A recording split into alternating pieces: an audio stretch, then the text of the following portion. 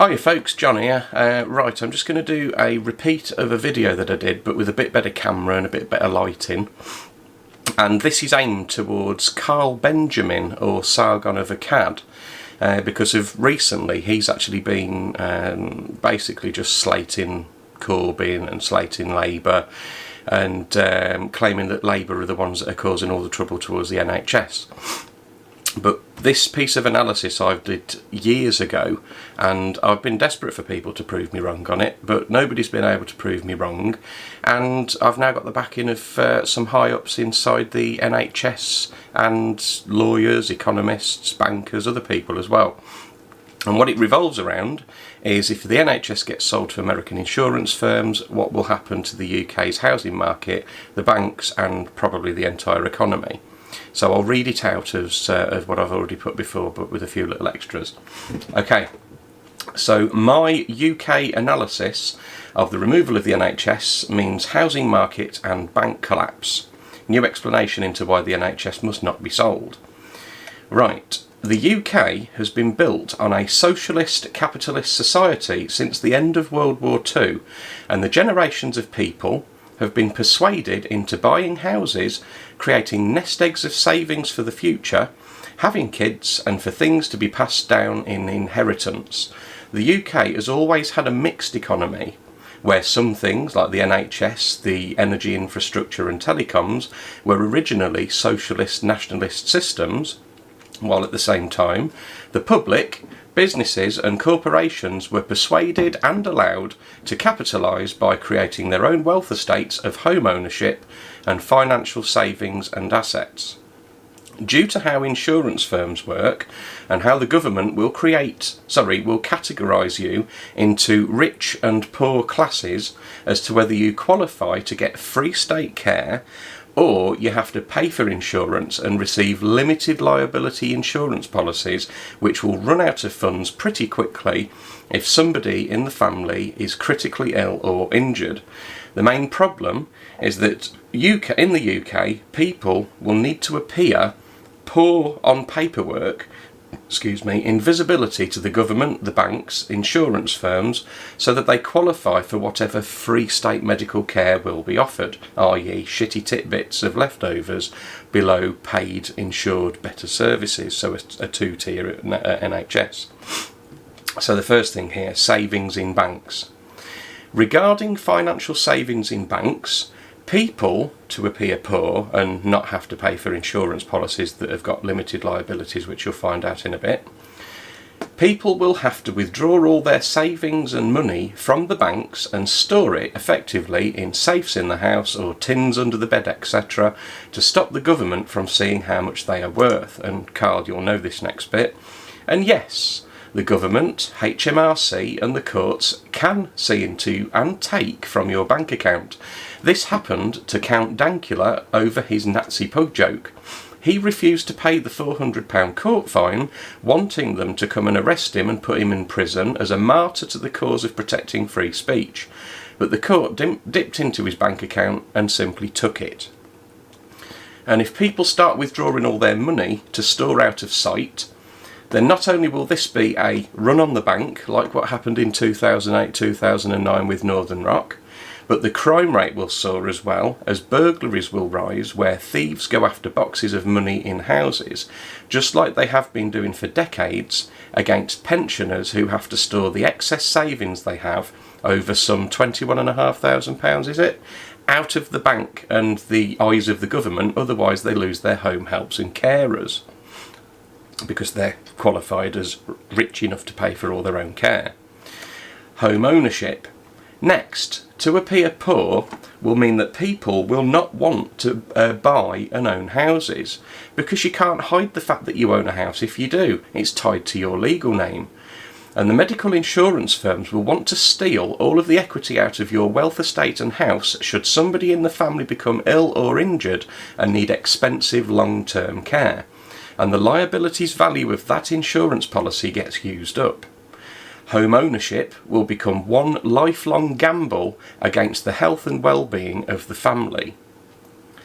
Cancer, as an example, for one set of chemo and radio costs £40,000 in the UK, but we don't have to pay it yet.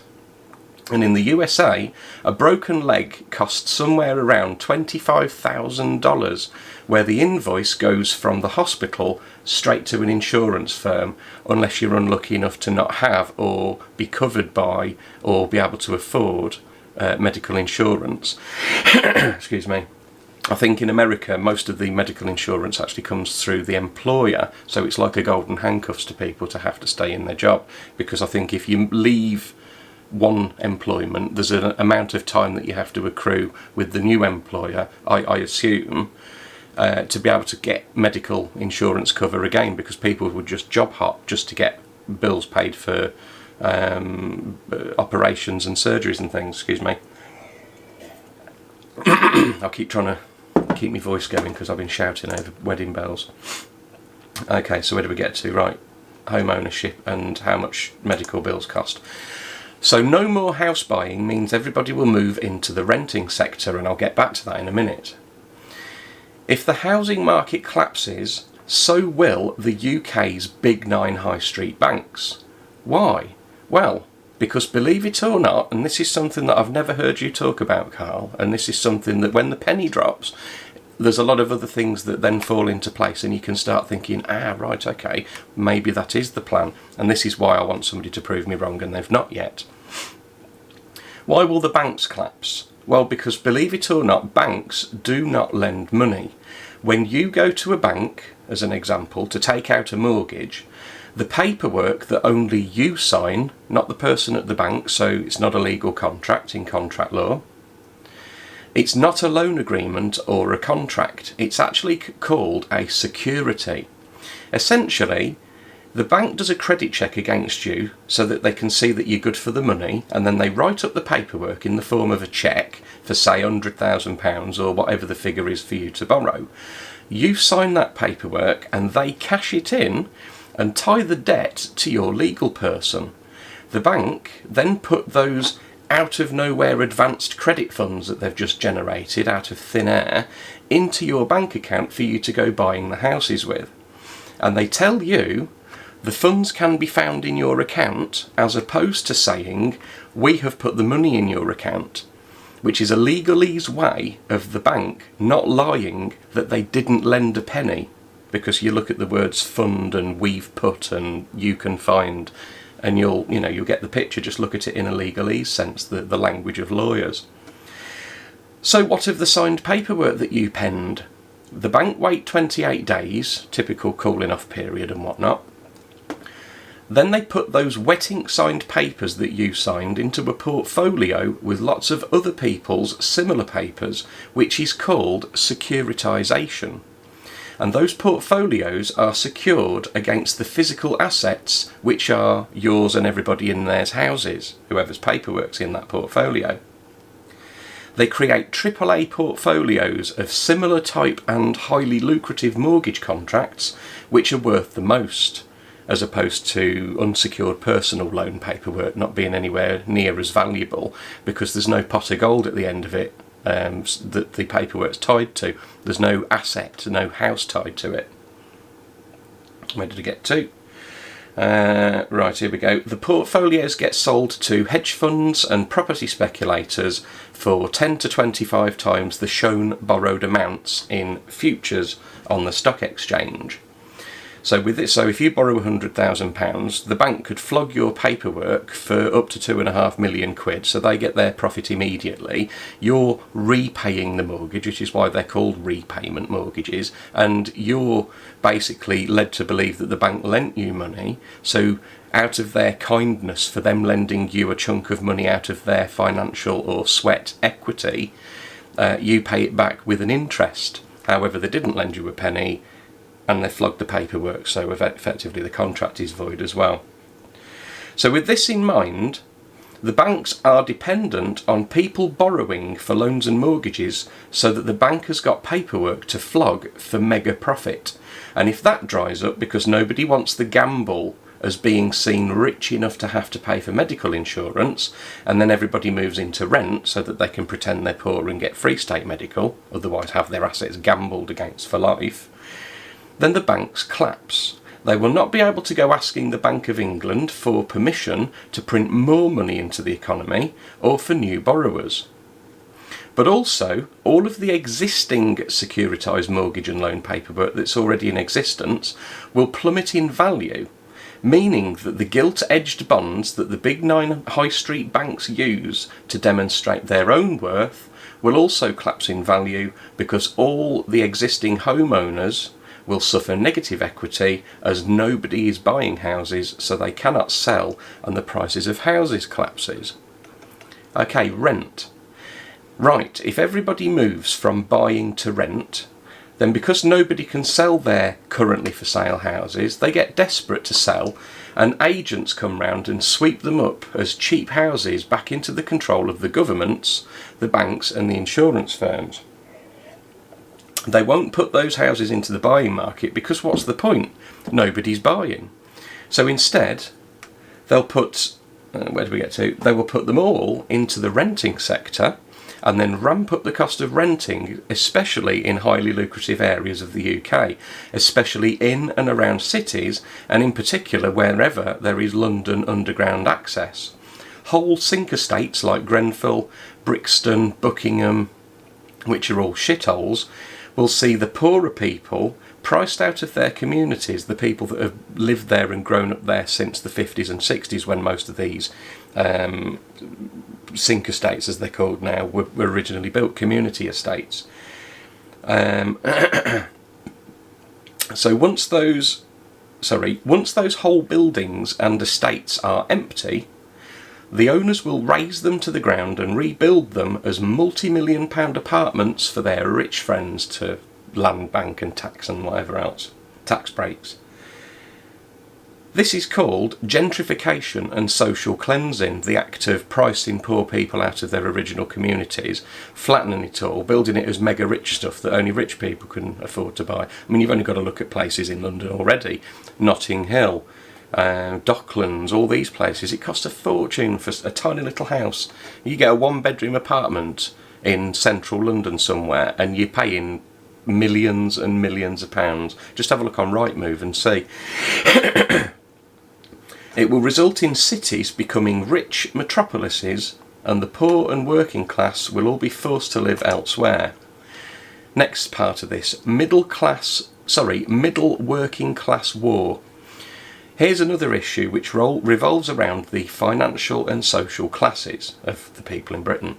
If the poorest among us qualify for free state medical care, you know, that low quality tit-bit second tier service, then that means that the middle working class will effectively be the lowest on the ladder of people who do have to buy medical insurance. It may become a reflection of salaries earned, especially if the government identify that we're all deliberately withdrawing our savings to store out of sight and selling our houses and moving into rent so that we can pretend we're poor. They might focus it on how much people earn and then start grading people that way. The governments may use this information, i.e. working out how much people earn and all the rest of it, to force working class people into the rich-poor categories to determine who has to buy insurance, etc. This will lead to a huge industrial salary and job type problem, because people will not want to be earning certain salaries if A, it pushes them just over the threshold into the category of rich enough to have to pay for medical insurance, if they could earn a little bit less and get free state medical care. And B, it'll damage the job market and leave lots of businesses either without employees for these lower paid jobs, or it'll push employers to have to overpay people to do the same jobs that they were for less money, which will affect the profitability of the company, and it could also risk job losses if they can't afford to keep the staff on, business bankruptcies, and it might cause bigger social division of the public, because people will end up breeding contempt and resentment if they're on or near the thresholds, whether you're in the rich or poor categories, etc. And also, if you've got a group of friends and 9 of them can afford insurance and one of them's broke, and the one who's broke then becomes ill or someone in their family becomes ill, it just turns into resentment, doesn't it? Because corporations and pharmaceutical giants are effectively wanting to profit off people's illnesses like they do in America. like they do here already, actually. I mean, you've only got to have a look at, you won't see this in the mainstream media, but elderly people with dementia and Alzheimer's being forced into care homes, private care homes, that cost around £800 to £1,500 per week, and this is against the wishes of their grown-up children who want to care for them at home, because the elderly person has got assets to be ripped away from them, and that's what happens. Anyway, so where do we get to? Social division of the public. Those people earning much higher salaries can generally afford to take the hit, but only up to the point where their family medical insurance liabilities run out of funds as well. Because, for example, say little Timmy's had cancer for a long time and hundreds of thousands of pounds have been used up in the policy already, and then it's the family's turn, that family's turn, to either have to A, pay for the ongoing expenses themselves, or B, allow the insurance firm to apply commercial liens against their wealth estates and mortgaged or paid for houses as collateral. That's the big point. If you have a family of four, for example, and the medical insurance system is going to be based on buying a family policy, say the whole total liabilities is a couple of £100,000, somebody becomes critically ill, you say, for example, cancer, that's 40 grand per 10 chemo and radio, that'll soon add up. If all the money in the policy's pot gets used up, people will either have to pay their own way, which means selling all your houses and assets and using all that until you're broke, or allowing medical insurance firms to put commercial liens against your property. They'll carry on paying the bill until they've basically raped away all the value and equity in your estate, and then you might be poor enough then to flick over onto free state medical care. And then when you die, the insurance companies come at the probate stage to swipe all your assets away because they attached a commercial lien onto it and the kids don't inherit anything. Pharma corporatocracy.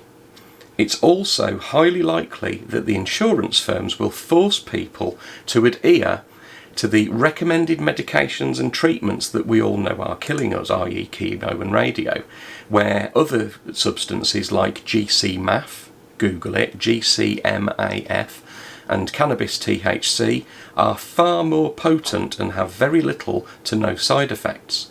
I'm also certain that anyone who refuses to abide by the insurance company's demands will see their policies cancelled. In other words, you will have your chemo, and you will have your radio, and you will have your vaccines and all the rest of it. Everything will be on a central database like it already is. Your doctor's records are already centralised, so there's no way to hide anything. This could lead to backstreet surgeries where renegade doctors diagnose sinister pathology, and then the patient is free to pursue their own means to survive without the real doctors, insurance firms and government ever knowing that they were ill. Because the moment you tell your official doctor and it's recorded that you're ill or someone in your family's ill, you can't delete it, it's in the database. So to conclude, to what end is all of this? Well, in my opinion, it's because the post-World War II generations, the boomers' parents, were convinced by the government and society to buy houses, create nest eggs and savings for a rainy day, and things to pass down to the kids. But now, because the boomer generation are retired and dying, we're about 3 generations after World War II into people buying houses, paying for them, and passing them down to the kids in inheritance. And if that pattern continues, banks are going to run out of customers for mortgages, and they're not going to have securitisable mortgage contracts for them to profit sort of 10 to 25 times the borrowed amount values with hedge fund investors and property speculators. And I personally think, and there's a lot of other people are thinking, that it's all about getting the properties back, because that, bricks and mortar and gold, are the two most lucrative things. And fiat currency, the Great British Pound, any currency that's based on advance credit and debt, rather than, fiat meaning basically the money's worth whatever it's worth because we say so, money not backed by something. Fiat currency is starting to become a problem, and that's why countries are starting to hoard gold, because gold will always be lucrative, and it will always be something that currencies are measured against and valued against, and that's why gold is always a good investment. Precious metals and properties are always good investments. So there you go, Carl. You want to start considering these things, because I've never heard you talk about the truth about banking, and that's key and fundamental to all of this. So yeah, you know, if you want to get in touch, I'm more than happy to debate it with you. I did send this to Stephen Crowder and I heard nothing. And I mean, I don't expect to hear anything back from you either, but I mean, feel free to cover it. But there you go. Anyway, hope to speak to you.